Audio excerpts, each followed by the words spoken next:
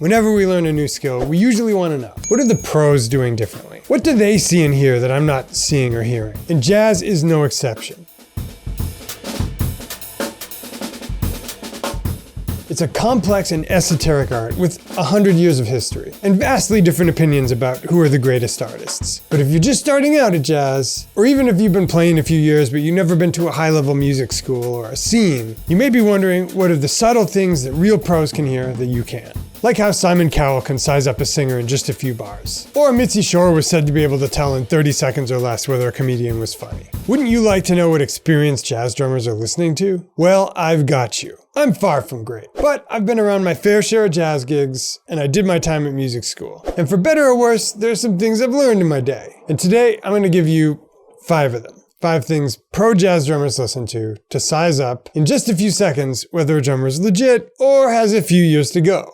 And there's nothing wrong with that. Nobody was born great, and everybody could stand to get a little better. Anyway, stay tuned.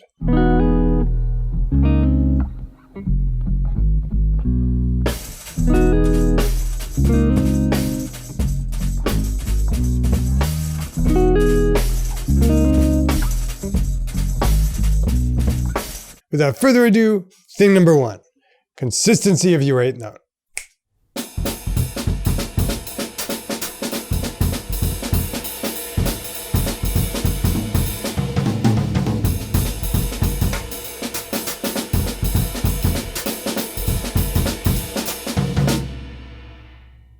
So what do I mean when I say consistency of your 8th note? The jazz 8th note is what we call swing, and there are a lot of different variations of it, but it's somewhere between straight 8th notes, so 1 and 2 and 3 and 4 and dotted 8/16ths, which would be 3, 4.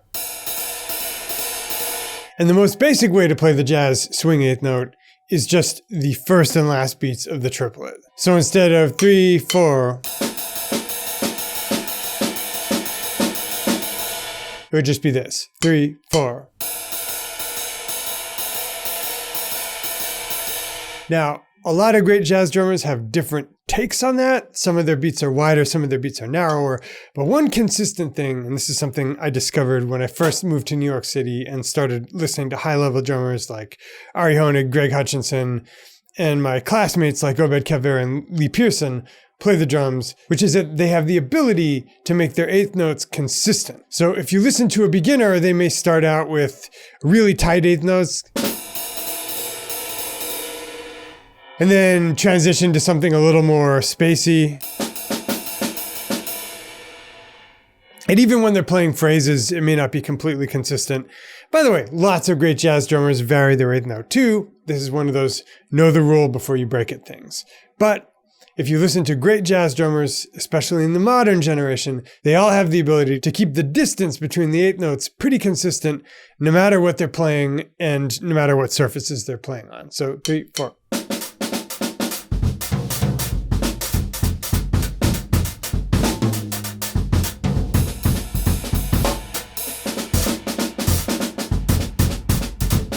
Of course, you're wondering how you make it better. One great resource for this is the Ted Reed Syncopation book. Another is the John Riley book.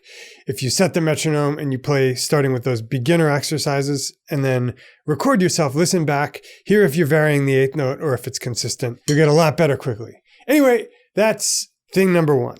So if 8th note consistency has to do with time and where you place your notes, our next item has to do much more with your actual technique.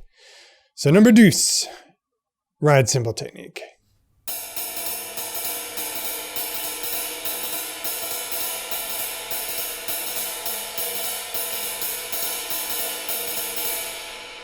So, how is an expert jazz drummer's ride cymbal technique different from that of a beginner?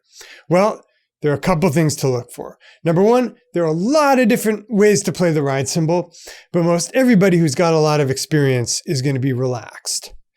They're going to be doing some kind of variation of a drop catch where the rebound of the stick pushes the fingers out and then the natural tension of the hand pulls the stick back into the cymbal. A lot of them are going to be playing with mostly a French grip with the thumb on top because the thumb is kind of the fulcrum. If you watch beginners, They may have a whole different variety of ride cymbal techniques. And if you don't have a few years experience playing the ride cymbal under your belt, you're probably going to have tension. Even if you're getting kind of the outlines of the sound, it's not going to be that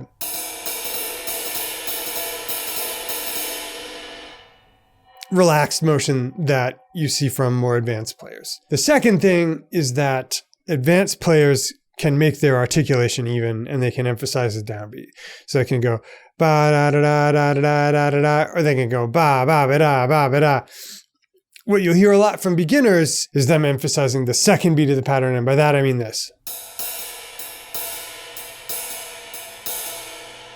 Which makes a kind of kinesthetic sense because there's the most distance between those two notes, so they give time to get the stick up higher. But an expert jazz drummer has practiced his drop catch thing, so they'll be able to make the sound consistent. Disclaimer, Elvin Jones routinely accented the second beat of the pattern. It sounded amazing. This is another one of those know the rule before you break it things. Okay. And even if you're playing the ride cymbal well and you're playing it in a relaxed way, you might be playing some other things that are not really jazz. So that's why number 3 is idioms.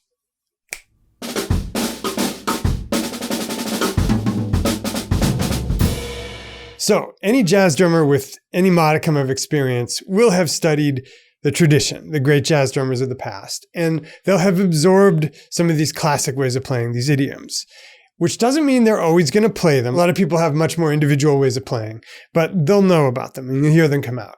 So it could be anything from that kind of Philly Joe Max Roach solo canon, for which, by the way, if you'd like a much more detailed lesson, click here. Or it could be things as simple as this. 3/4.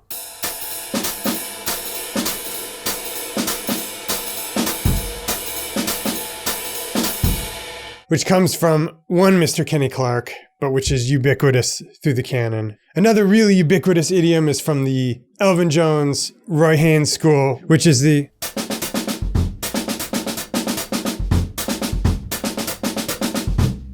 in fact, there's that joke that Elvin Jones did it, Art Blakey did it, but Roy Haynes did it and did it and did it and did it. And then there's the more modern Jeff Tain Watts, Brian Blade, Greg Hutchinson thing, which is the big hi-hat strike on 4 and the rim shot.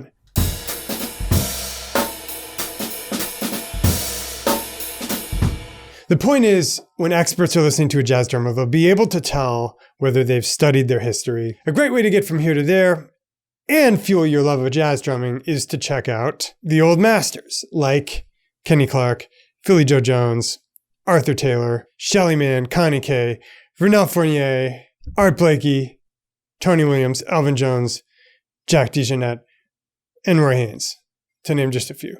Max Roach. Don't forget Max Roach.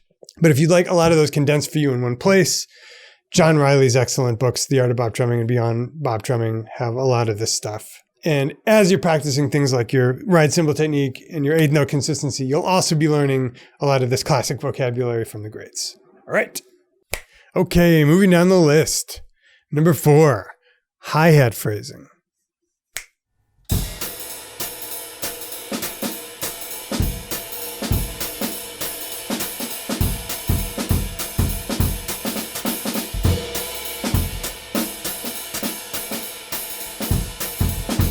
So I've done a couple long lessons on how to phrase the ride cymbal musically without losing the swing or the essence of the 2 and 4 that'll help other musicians stay with you. Check out this lesson. A lot of it comes from Max Roach. A lot of it comes from phrasing around the length of your phrases as if you're playing a jazz waltz or playing in 5/4, because you'll have 4-beat phrases, you'll have 2-beat phrases for which you can usually play the hats on 2 and 4. But then you'll have other length phrases where you'll play the hat at the end of the phrase. It's something not a lot of people talk about, but a lot of the greats do. Anyway, generally when I hear novices play jazz, they'll do one of two things. One of which is rigidly stick to the 2 and 4 no matter what.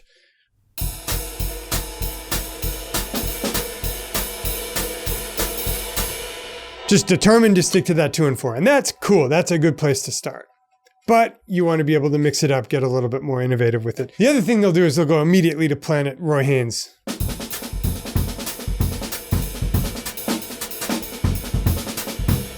which is good if your time is good and the time of the musicians you're playing with is good, but may not be the greatest, especially if you're playing along with a walking bass player behind a vocalist. Knowing how to vary the hats with the left foot tastefully is a true calling card of a good jazz drummer. And finally, number 5, your touch.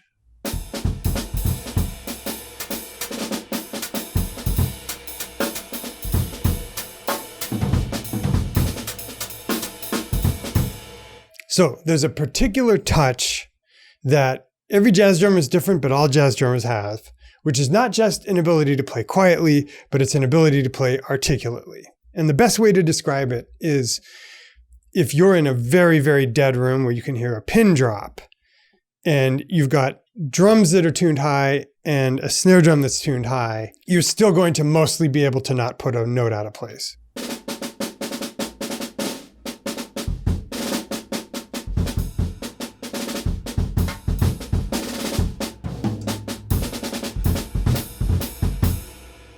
Now, beginners, when they play jazz, a lot of time the touch is off, as it would be, because if I sat down at the piano and tried to play Chopin, even if I could play the right notes, it wouldn't be anywhere near my wife's touch, who's played the piano for 25 years. It's the same thing with jazz drums. There's a muscle memory and a touch that you can't really fake. Beginners do 2 things. They often play way too loud, but they also often get the orchestration wrong. So as Zach Grooves has observed, the left foot is often too soft, the ride cymbal is often too loud, the kick drum's often too loud, although it's not just about loud or soft with the kick drum, because I love playing the kick drum really loud. Okay, so how do we fix it? Not to be like a broken record, but listening to and playing along with recordings of the greats is number 1. Number 2, consider transcribing a solo. Start easy. Start with something simple, maybe from Max Roach. And number 3, there are books like Charlie Wilcoxon's Rudimental Drumming and Rudimental Swing Solos, which once you have the jazz swing eighth in your head and you play through those, will really help. These are 5 differences pros can hear between advanced jazz drummers and novice jazz drummers. Hopefully you dug it. And that's how you get the gig. So guys, those, in my opinion, are 5 things that high-level jazz drummers are going to listen to be able to know in just a few seconds whether somebody's legit. And they're kind of counterintuitive things that if you're just starting out at jazz, maybe you haven't thought of. Now, big disclaimer, a bunch of people are going to say I'm gatekeeping. And they're going to say there's no better or worse when it comes to music. And if that's your opinion, agree to disagree. But the other potential critique that I'm sensitive to is that I'm punching down on beginners. And believe me when I say, everybody's a beginner at something. We were all a beginner at some point. To imply that there's a hierarchy and that there are certain things which, after you spend a long time on them, you'll be better at, is not to any way disparage people who are just getting started. In fact, those are the bravest people, and we want to encourage them. So please, if you see a young jazz drummer, even if they're doing one of these things wrong, especially if they're doing one of these things wrong, don't be mean to them. Encourage them. Try to nurture that love of jazz. I wish more people had done that for me. Anyway, guys, hope you've enjoyed this lesson. And if you did, and if you've been watching the channel for a hot minute, if you've been lurking, if you're a long-time watcher, first-time commenter or clicker, you might be ready to study with me. And if you are, I have just the thing for you, the 80/20 coaching course, which is like 3 to 6 months of studying with me, all for around the price of a single lesson. Well, gosh, Nate, tell me more. Well, unfortunately, we only open it up a few times a year, and it's only open to people on my mailing list. You can get on that list by clicking the link below the player and entering your email in on the next page. And as a show of good faith, I'm going to send you something. I'm going to send you some contraband. I'm going to send you my 3-video miniseries, which will make you better in the next 3 weeks than you've gotten in the previous 6 months. Lesson 2 out of that is jazz. We talk a lot more about that 8th note. It's stuff I don't show on YouTube. You can get that as completely free, and you're under no obligation to join the course ever. But I'll let you know when we're opening it up. Dudes, it's been real. Always enjoy these. See you again real soon in another lesson of the week.